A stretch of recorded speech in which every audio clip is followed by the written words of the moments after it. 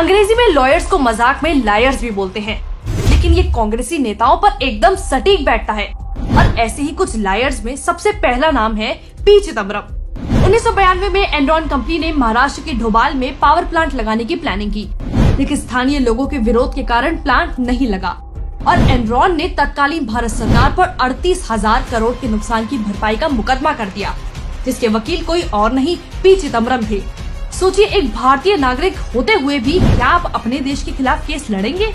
लेकिन 2004 में यूपीए की सरकार आते ही चिदम्बरम वित्त मंत्री बन गए और उन्होंने तो एनरॉन के विरोध में केस लड़ रहे वकील हरीश साल्वे को हटा दिया और उनकी जगह पाकिस्तानी वकील नियुक्त करवाया।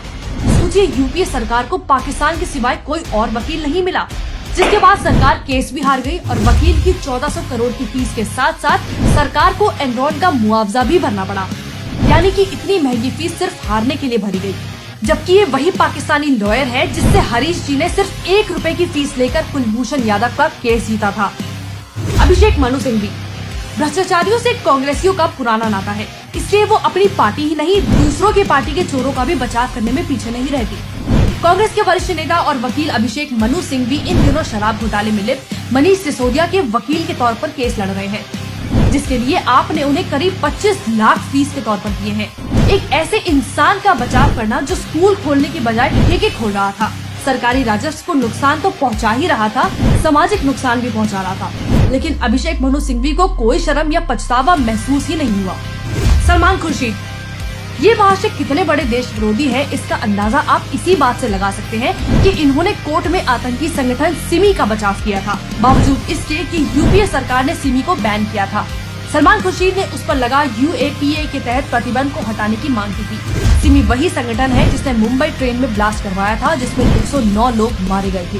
वैसे जब इसके पास कोई केस नहीं होता तो ये हिंदुओं की आस्था को ठेस पहुँचाने के लिए हिंदुत्व की तुलना आईएसआई या बोको हरम से करता है।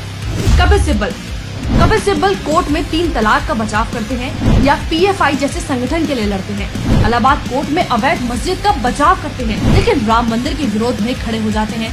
चंद पैसों के लिए ये इंसान हर उस मुद्दे में दिखाई देता है जो सामाजिक तौर से गलत है। सिर्फ यही नहीं, कभी ये चोरों को बचाने के लिए दलीलें पेश करते हैं, कभी वामपंथियों को और तो और हिजाब विवाद की पैरवी करने में भी इनको शर्म नहीं आती।